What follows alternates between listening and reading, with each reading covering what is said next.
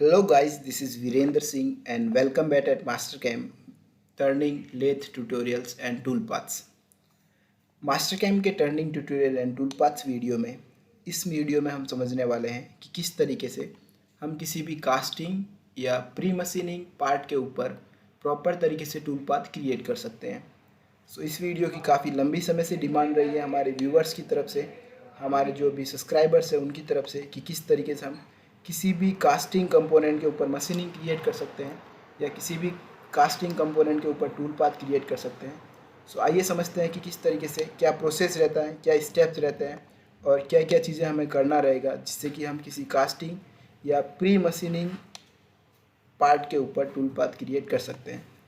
सो इसके लिए मैंने यहाँ पे ऑलरेडी एक टूल पाथ क्रिएट कर रखा है, तो आइए मैं आपको शो करता हूँ। तो सबसे पहले मैंने यहाँ पे फेसिंग ऑपरेशन किया और देन यहाँ पे इसके बाद मैंने यहाँ पे टर्निंग ऑपरेशन किया।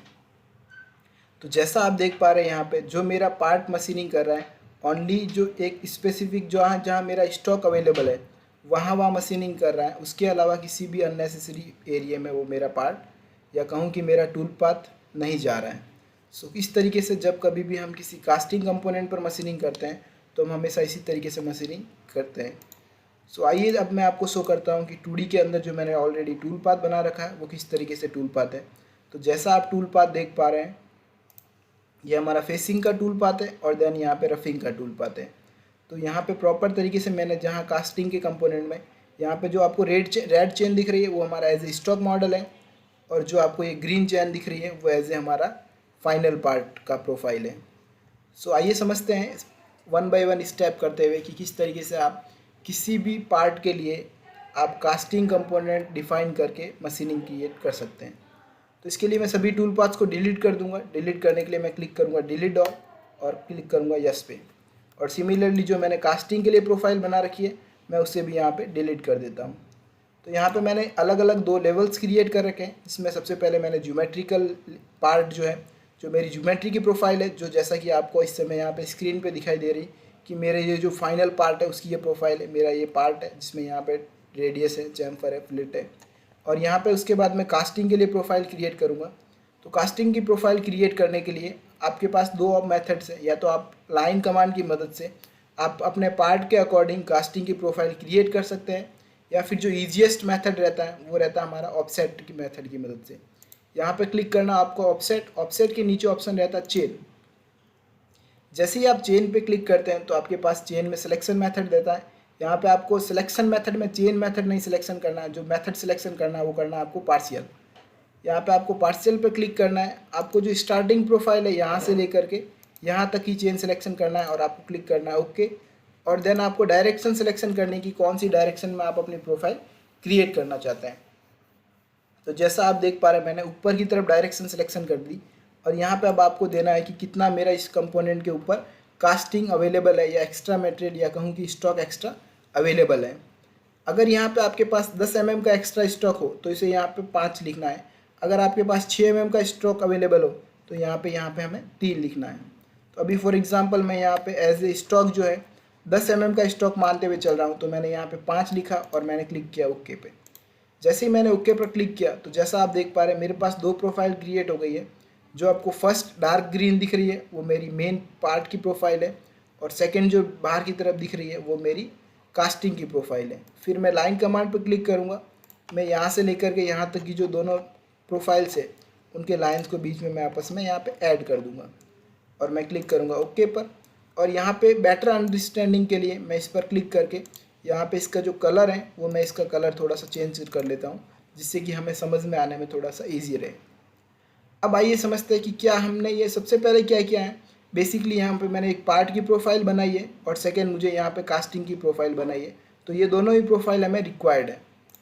अब जो इसके बाद जो नेक्स्ट स्टेप है वो मुझे क्लिक करना है प्रॉपर्टीज़ पर, और अब मुझे स्टॉक डिफाइन करना है कि मेरा कास्टिंग का स्टॉक कौन सा है।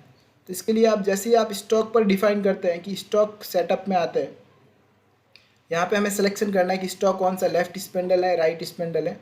तो मैंने कहा मेरा लेफ्ट स्पेंडल है, इसमें प्रॉपर्टीज़ पर जाना है। प्रॉपर्टीज़ पे जैसे ही क्लिक करते हैं तो जनरली हमारे पास ऑप्शन रहता है लाइक इसकी सिलेंडर, जहाँ पे सिलेंडर के अंदर हम पैरामीटर्स डालते हैं कि हमारा ओडी की क्या वैल्यू, लेंथ की क्या वैल्यू है, जो कि एज ए हम सिलेंड्रिकल पार्ट की मदद से कोई कंपोनेंट बनाते हैं।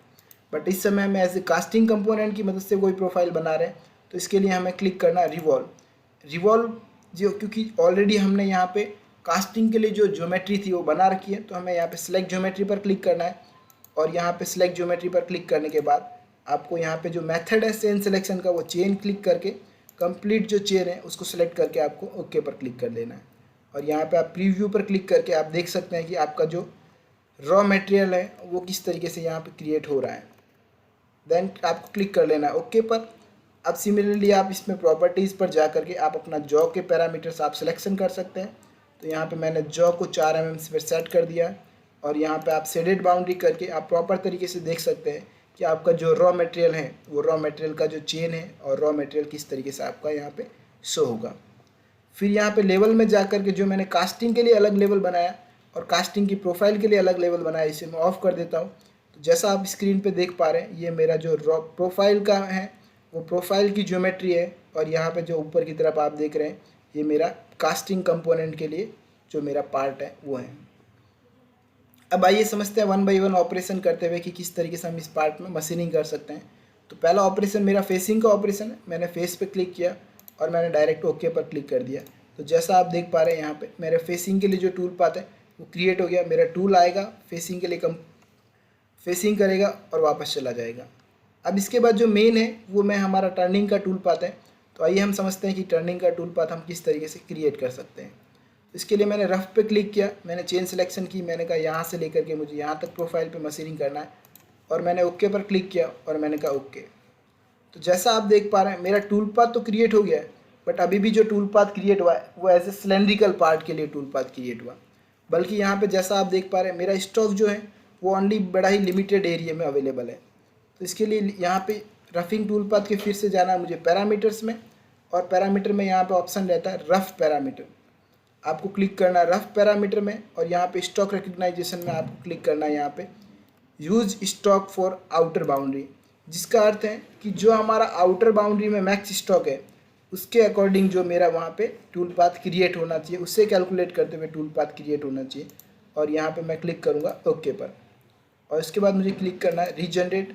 तो जैसे ही मैं यहाँ पे रीजनरेट पर क्लिक करता हूँ, तो जैसा आप देख पा रहे हैं, मेरा जो टूल पाथ है बड़ा ही लिमिटेड एरिया के अंदर यहाँ पे कवर होकर के रह जाएगा। अब मैं यहाँ पे जैसे इसको प्ले करता हूँ, तो जैसा आपको स्क्रीन पर शो हो रहा है, यहाँ पे इस तरीके से मेरा प्रॉपर तरीके से प्रोफाइल पे टूल पाथ जो लिमिटेड एरिया में और प्रॉपर तरीके से प्रोफाइल पर यहाँ पे टूल पाथ रन होगा। सो आई विश कि आप समझिए होंगे कि किस तरीके से हम टूल पाथ को प्रॉपर तरीके से मशीनिंग कर सकते हैं for a casting component. So be connected and updated for the more videos. Thank you.